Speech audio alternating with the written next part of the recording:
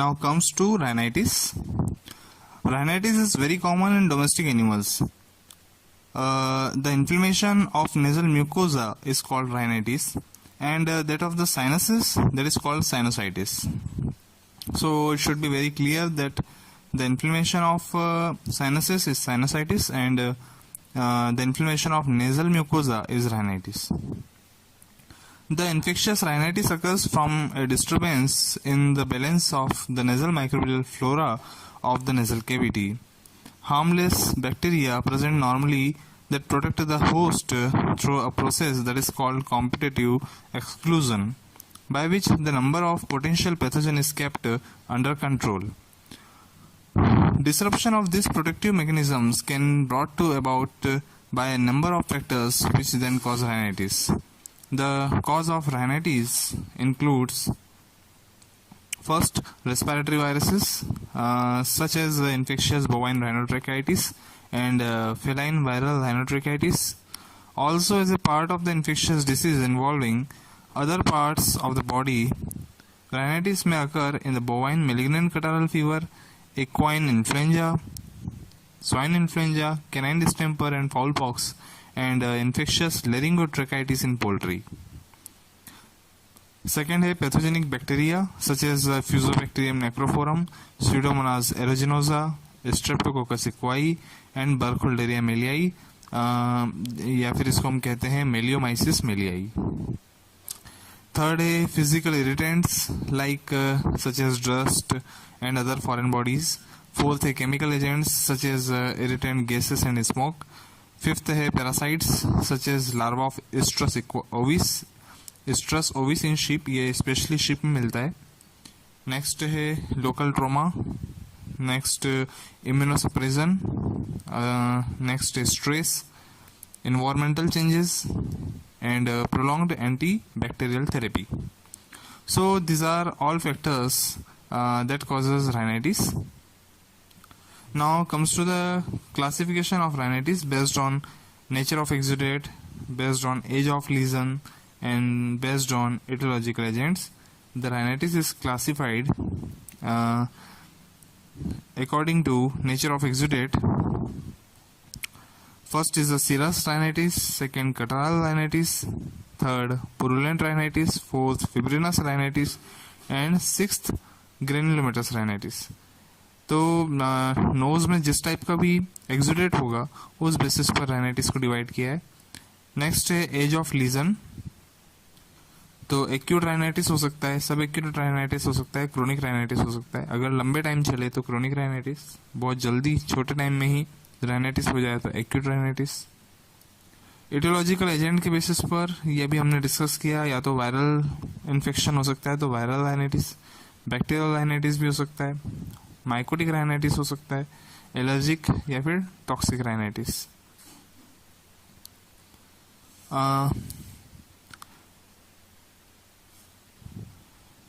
इसमें now comes to first serous rhinitis.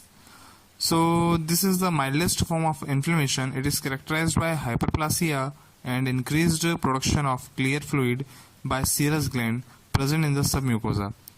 It is caused by mild irritants or cold air and occurs during the early stage of viral infection such as the common cold in humans and upper respiratory tract infection in the animals or in the mild allergic reaction.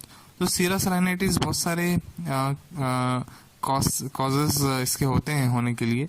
ये बहुत ही mildest form है inflammation का और इसमें clear fluid निकलता है और ये सीरस ग्लैंड से निकलता है. इसमें इसका रीज़न हो सकता है या तो कोई माइल्ड इरिटेशन हो या कोल्ड एयर हो. नेक्स्ट आते हैं catarrhal rhinitis पे. It is a slightly more severe inflammation.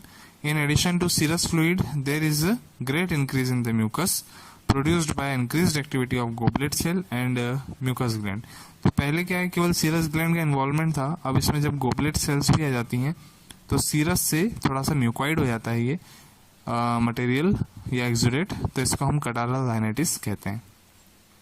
The mucosa is hyperemic, swollen and covered with mucus exudate. The mucus exudate is a thick, translucent or slightly turbid viscous fluid. Sometimes it contains a few leukocytes and cellular debris. In chronic cases, catarrhal rhinitis is characterized microscopically by marked hyperplasia of goblet cell. तो बहुत ज़्यादा secretions होते हैं goblet cell से, इसलिए goblet cell का भी hyperplasia हो जाता है. When inflammation is severe, the mucus is infiltrated with neutrophils which have a cloudy appearance, and this exudate is referred to as mucopurulent.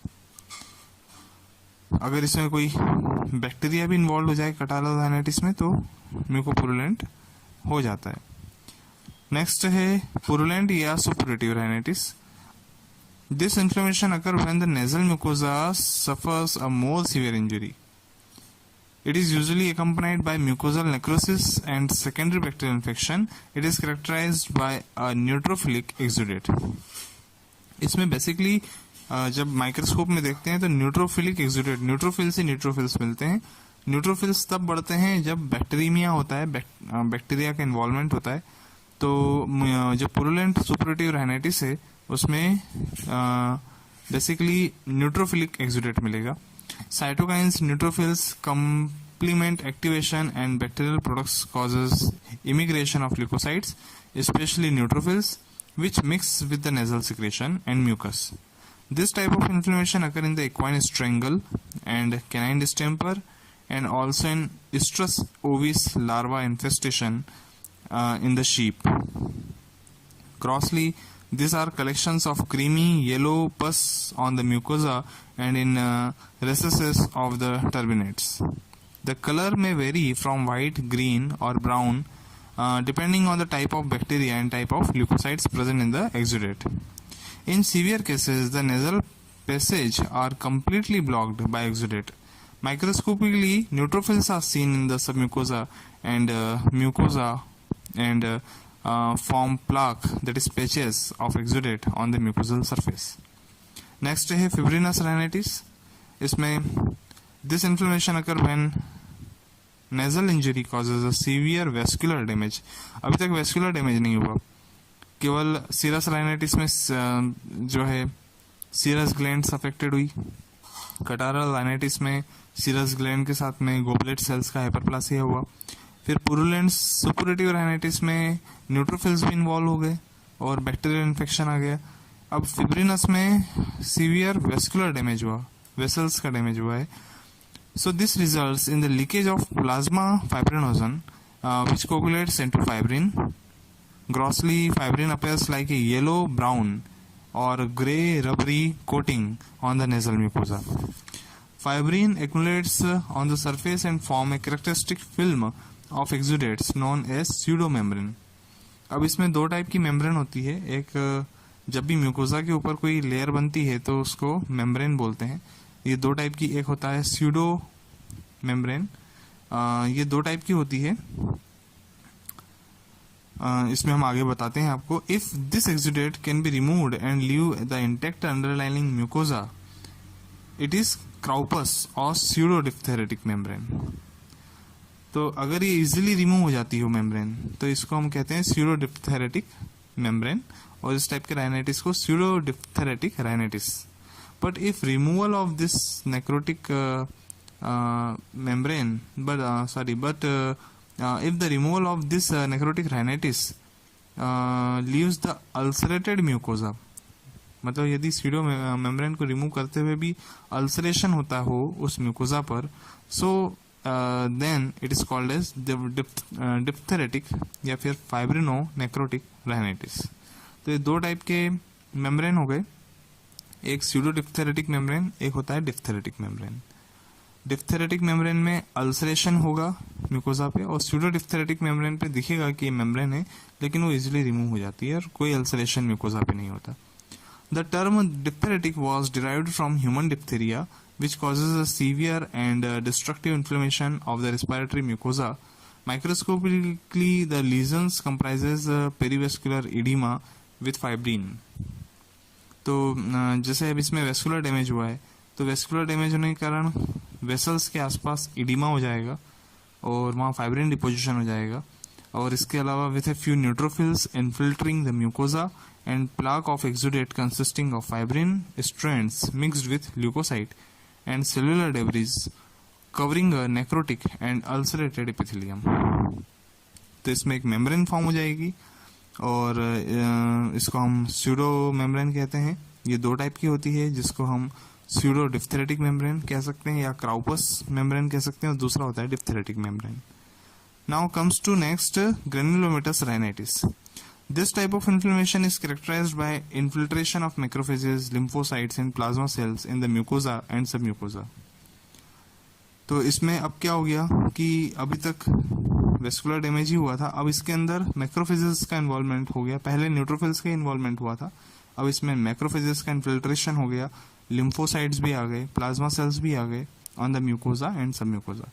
In some cases inflammation leads to the formation of polyploid nodule. कभी कभी बहुत बड़े बड़े polyploid यानी कि बहुत सारे nodules बन जाते हैं. In severe cases this are large enough to cause obstruction of the nasal passage. It occurs in the systemic mycosis. जब भी फंगल इन्फेक्शन होता है सिस्टेमिक उसमें होता है. Tuberculosis and with foreign bodies. In some cases, the cause is less specific, such as in allergic rhinitis. कभी कभी cause बहुत छोटा होता है लेकिन उसके कारण भी granulomatous rhinitis हो जाता है, जैसे allergic rhinitis में. In certain other cases, in certain other causes remain unknown. कभी कभी unknown cause के कारण भी granulomatous rhinitis हो जाता है. Inflammatory process in the nasal cavity usually resolve completely. However, some adverse results in infectious rhinitis includes bronchoaspiration of exudate leading to bronchopneumonia. कभी कभी ये जो exudate है ये जब aspiration यानी कि सांस से ही अंदर चला जाए तो इसको हम bronchopneumonia हो सकता है, lung sepsis हो सकते हैं. Also, nasal inflammation may extend into the sinuses causing sinusitis. कभी कभी नेजल इन्फेक्शन से साइनसेस में भी हो जाता है, ये बढ़ता है फैलता है तो साइनसाइटिस हो जाता है. Into facial bones causing osteomyelitis through the cribriform plate causing meningitis along the eustachian tube causing otitis media and interna and vestibular syndrome यानी कि abnormal head tilt and abnormal gait. तो कभी कभी ये जो राइनाइटिस है ये मेनिंजेस में जा सकता है, ब्रेन में जा सकता है. ओटाइटिस मीडिया यूस्टेचियन ट्यूब से कान की तरफ जा सकता है तो ओटाइटिस मीडिया एंड इंटरना करता है. वेस्टिब्यूल्स में जा सकता है तो वेस्टिब्यूल्स में जाने से जो इम्बेलेंस होता है बॉडी का तो एबनॉर्मल हेड टिल्ट हो जाएगा और एबनॉर्मल गेट होगा. तो इस टाइप से राइनाइटिस कवर किया है. Next is a sinusitis. Sinusitis is the sporadic यानी कि occasional in the animals and is usually combined with the rhinitis. Sinusitis होता है तो राइनाइटिस भी होता है, राइनाइटिस होता है साइनोसाइटिस भी होता है. It also occur as a sequelae to specific wound. Improper dehorning of cattle. कभी कभी फ्रंटल साइनस को हम डैमेज करते हैं डिहॉर्निंग के टाइम पे, तब भी साइनोसाइटिस होता है.